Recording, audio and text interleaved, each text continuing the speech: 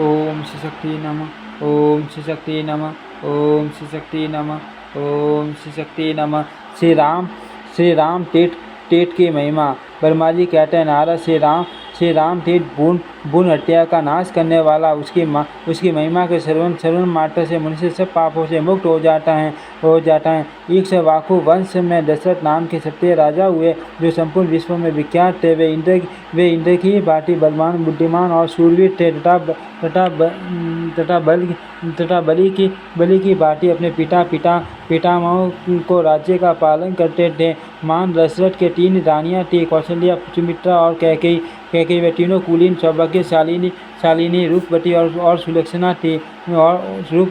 सुलक्षणा थे। राजा दशरथ जब अयोध्या के राज सिंहासन पर आसीन थे और ब्रह्म बेटाओं में श्रेष्ठ वशिष्ठ जी उनके पुरोहितों के पद पर प्रतिष्ठित थे। उस समय देश में न रोग थे, न मानसिक चिंताएं, न अनावृष्टि होती थी और न अकाली पड़ता था। ब्राह्मण, क्षत्रिय, वैश्य तथा शूद्रों को और चारों आश्रमों को भी पटक बड़ा सुख मिलता था। एक समय की बात है, देवताओं और दानवों में राज्य के लिए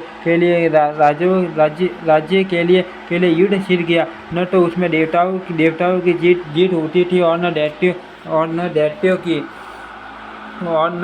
दैत्यों एवं दानवों की। वह युद्ध कई दिनों तक लगातार चलता रहा। इसी बीच में आकाशवाणी हुई, राजा दशरथ जिनका पक्ष ग्रहण करेंगे वे ही विजय होंगे, दूसरे नहीं। ये सुनकर देवता और दानव दोनों अपनी विजय के लिए राजा के पास चले। देवताओं की ओर से वायु शीघ्र जा पहुँचे और राजा से बोले, महाराज, देव दानव संग्राम में आपको चलना चाहिए। वहाँ यह आकाशवाणी सुनाई दी है कि जिस और राजा दशरथ रहेंगे उसी पक्ष की जीत होगी। अब आप देवताओं का पक्ष ग्रहण कीजिए, जिससे देवता विजय हो। वायु की यह बात सुनकर राजा दशरथ ने कहा, वायुदेव, आप सुखपूर्वक पधारे, मैं अवश्य चलूँगा। वायु के चले जाने पर दैत्यगण राजा के पास आए और बोले, भगवान हमारी सहायता कीजिए। महाराज, विजय आप पर ही अवलंबित हैं, अतः आप दैत्यराज की सहायता करें। राजा बोले, वायुदेव ने पहले मुझसे प्रार्थना की है और मैंने देवताओं की सहायता करने का वचन दे दिया है, अतः दैत्य और दानव लौट जाए।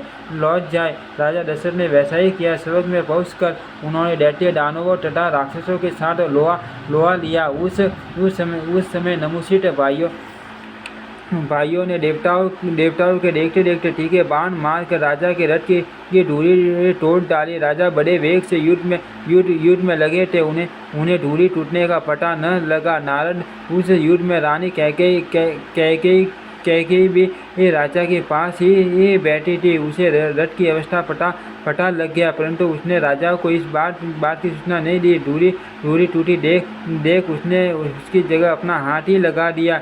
यह बड़ा अद्भुत कार्य था। रथियों में श्रेष्ठ महाराज दशरथ ने कैकेयी के हाथ से थामे हुए रथ के द्वारा दैत्यों और दानवों पर विजय पाई। फिर देवताओं से अनेक वर पाकर उनकी अनुमति ले वे पुनः अयोध्या लौट आए। आते समय मार्ग के बीच में जब महाराज दशरथ ने अपनी प्रिय कैकेयी की ओर दृष्टिपात किया, तब उसका वह साहसपूर्ण कार्य देखकर उन्हें बड़ा विस्मय हुआ। नारद इस कार्य से संपन्न होकर राजा ने कैकेयी को वर दिए। रानी कैकेयी ने भी राजा की आज्ञा स्वीकार करके इस प्रकार का, महाराज, आपके दिए हुए ये वर आपके ही पास हैं, आवश्यकता पड़ने पर ले लूँगी। राजा दशरथ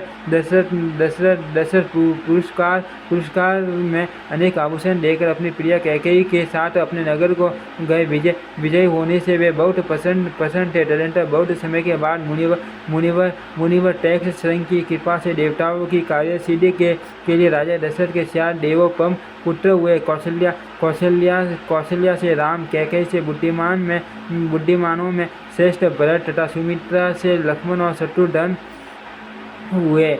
वे सभी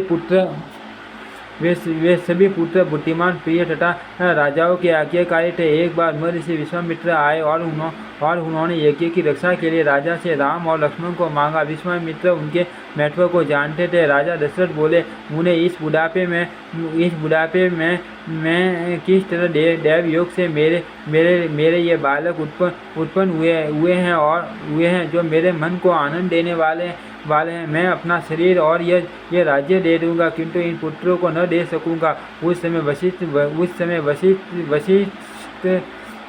वशिष्ठ ने राजा दशरथ से कहा, राजा रघुवंशियों ने किसी की प्रार्थना को ठुकराना नहीं सीखा है। उनके यो कहने पर राजा ने किसी तरह श्री राम और लक्ष्मण से कहा, पुत्रों, आप ब्रह्म ऋषि विश्वामित्र के यज्ञ की रक्षा करो। यह कहकर उन्होंने अपने दोनों पुत्र विश्वामित्र जी को सौंप दिए। राम और लक्ष्मण ने बहुत अच्छा कहकर राजा दशरथ को नमस्कार किया और यज्ञ की रक्षा के लिए विश्वामित्र जी के साथ प्रसन्नतापूर्वक चल दिए। तब महर्षि विश्वामित्र ने उन दोनों भाइयों को माहेश्वरी माँ विद्या, धनुर्वेद, शस्त्र विद्या, अस्त्र विद्या, लोक विद्या, रथ विद्या, गज विद्या, अश्व विद्या, गदा विद्या तथा मंत्र द्वारा अस्त्रों के आह्वान और विसर्जन की शिक्षा दी। इस प्रकार संपूर्ण विद्या प्राप्त कर श्री राम और लक्ष्मण ने वनवासियों का हित करने के लिए वन में टाटका को मार डाला और हाथ में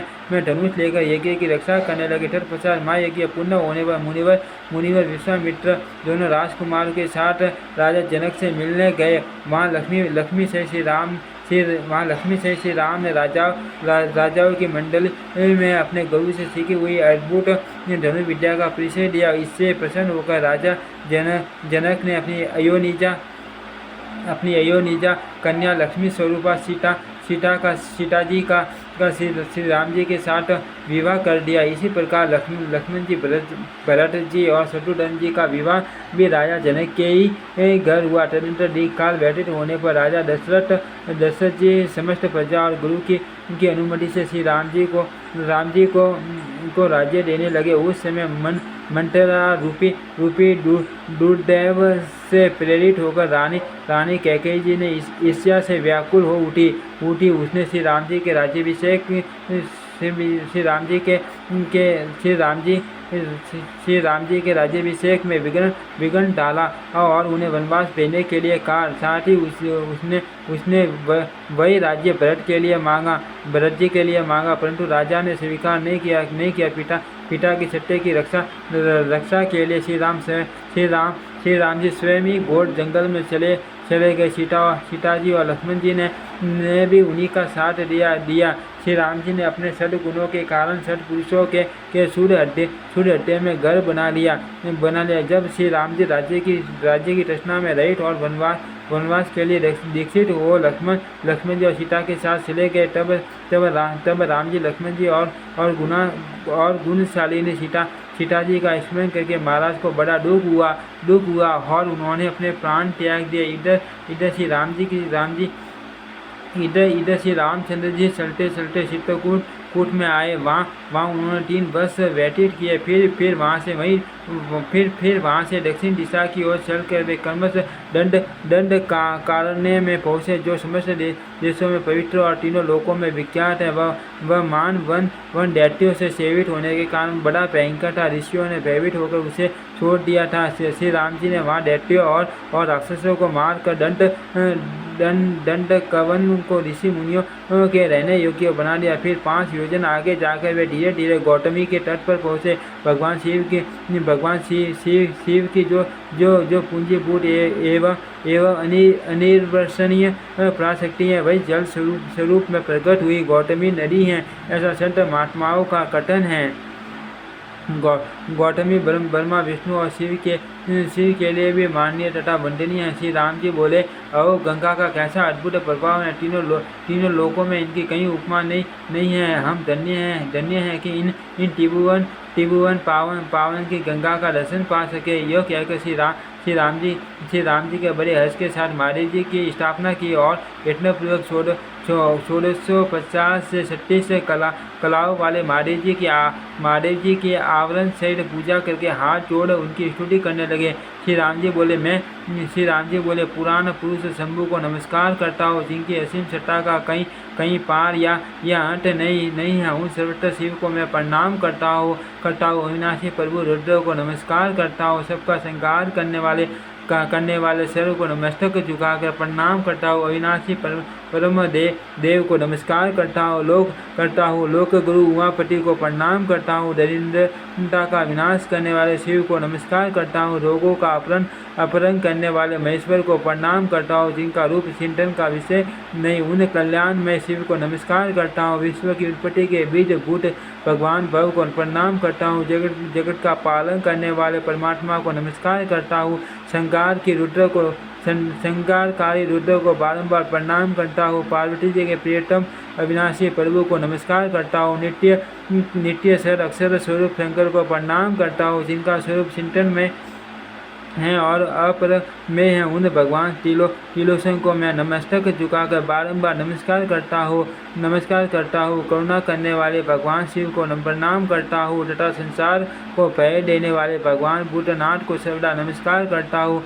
मनोवांछित फलों का दाता महेश्वर को प्रणाम करता हूँ। भगवती उमा के स्वामी श्री सोमनाथ को नमस्कार करता हूँ। तीनों वेद जिनके तीन नेत्र हैं, उन त्रिलोचन को प्रणाम करता हूँ। त्रिविध मूर्ति से रहित सदा शिव को नमस्कार करता हूँ। पुण्य में शिव को प्रणाम करता हूँ। सत असत से पृथक परमात्मा को नमस्कार करता हूँ। पापों का अपहरण करने वाले भगवान हर को प्रणाम करता हूँ, जो संपूर्ण विश्व के हित में लगे रहते हैं। उन भगवान को नमस्कार करता हूँ, जो बहुत से रूप धारण करते हैं। उन भगवान शंकर को प्रणाम करता हूँ, जो संसार के रक्षक तथा सत और असत के निर्माता हैं। उन्हें नमस्कार करता हूँ, जो संपूर्ण विश्व के स्वामी हैं। उन विश्वनाथ को प्रणाम करता हूँ। हव्य काव्य स्वरूप यज्ञेश्वर को नमस्कार करता हूँ। संपूर्ण लोगों का सर्वदा कल्याण करने वाले जो भगवान शिव आराधना करने पर उत्तम गति एवं संपूर्ण अभिष्ट वस्तुएं प्रदान करते हैं। उन दान प्रिय वरिष्ठ देव को मैं नमस्कार करता हूँ। भगवान सोमनाथ को प्रणाम करता हूँ, जो स्वतंत्र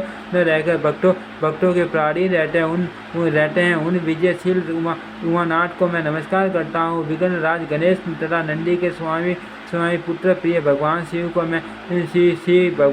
मैं नमस्तक झुकाकर प्रणाम करता हूँ। संसार के दुख और शोक का नाश करने वाले देवता भगवान चंद्रशेखर को मैं बारंबार नमस्कार करता हूँ, जो स्तुति करने योग्य और मस्तक पर गंगा को धारण करने वाले उन महेश्वर को नमस्कार करता हूँ। देवताओं में श्रेष्ठ उमापति को प्रणाम करता हूँ।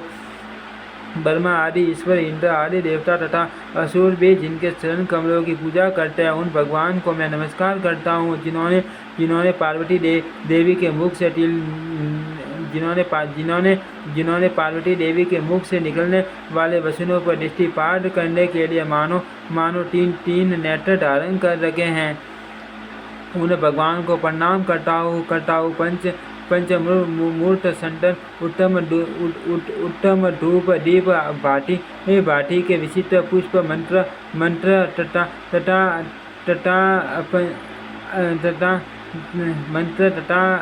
अत्र आदि समस्त उपचारों से पूजित भगवान सोम को मैं नमस्कार करता हूँ। तदंतर भगवान शंकर ने प्रकट होकर श्री राम और लक्ष्मण से कहा, आपका कल्याण और वर मांगो। श्री राम बोले सुश्रेष्ठ महेश्वर, जो लोग इस स्रोत के द्वारा भक्तिपूर्वक आपकी स्तुति करे, उनके संपूर्ण कार्य सिद्ध हो जाए। संभो जिनके पीटर नरक के समुद्र में डूबे हो, उनके वे पीटर या पिंड आदि देने से पवित्र हो स्वर्ग लोक में चले जाए। जन्म भर के कमाए हुए मानसिक आवासिक और शारीरिक पाप यहाँ स्नान करने मात्र से तत्काल नष्ट हो जाए। जो लोग यहाँ याचकों को भक्तिपूर्वक थोड़ा भी दान दे, वह सब अक्षय होकर दाताओं के लिए उत्तम फल देने वाला हो। यह सुनकर शंकर जी बहुत प्रसन्न हुए। उन्होंने एवं वस्तु कहकर श्री रामचंद्र जी की बात का अनुमोदन किया। सुश्रेष्ठ भगवान शिव के अंतर्ध्यान हो जाने पर श्री राम अपने अनुगामियों के साथ धीरे धीरे उस प्रदेश में गए जहाँ से गोदावरी नदी प्रकट हुई। तब से वह तीर्थ श्री राम तीर्थ के नाम से प्रसिद्ध हुआ। जहाँ जहाँ लक्ष्मण ने स्नान और शंकर का पूजन किया, वह लक्ष्मण तीर्थ के नाम से प्रसिद्ध हुआ। और जहाँ सीता जी ने स्नानादि किया, वह सीता तीर्थ के नाम से कहलाया। सीता तीर्थ नाना प्रकार की स्थिति नाना प्रकार की समस्त पाप राशि को निर्मूल करने में समर्थ है। जिसके सन्नों में त्रिभुवन पावन की गंगा प्रकट हुई, उन्होंने ही जहाँ स्नान किया, उस तीर्थ की विशिष्टता के विषय में क्या कहा जा सकता है। अर्थ श्री राम तीर्थ के समान कहीं कोई भी तीर्थ नहीं है। ओम श्री शक्ति नमः। ओम श्री शक्ति नमः। ओम श्री शक्ति नमः। ओम श्री शक्ति नमः।